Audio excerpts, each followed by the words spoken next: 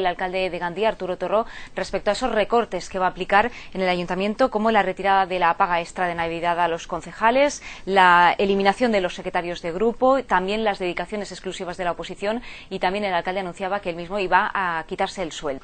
El que va passar ahir és un acte de venjança d'un dictador i de la gent que l'acompanya. Aquesta és la nostra conclusió.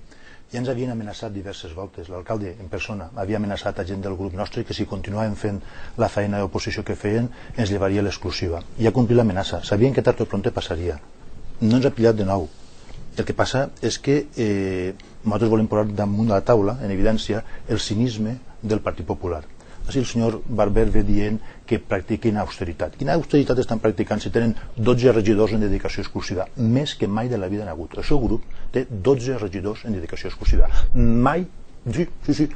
Vostès tenen també... No, perdona. Tenen dos d'assignació directa. I això també compta, els que també tenen dedicació exclusiva. I algun d'ells amb un sou superior al de la resta de mortals. 12 regidors. I després tenen de 40 a 50 persones enxufades.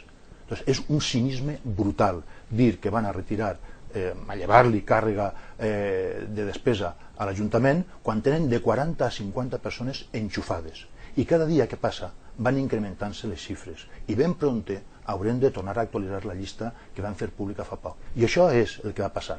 Van fer pública la llista, el PSOE paral·lelament ha iniciat una campanya de desvelar públicament la quantitat d'enxufats que té el Partit Popular en l'Ajuntament i això és la conseqüència, anar a tallar-li el coll a l'oposició. Però ja ho dic que a nosaltres almenys no ens tallarà ni el coll.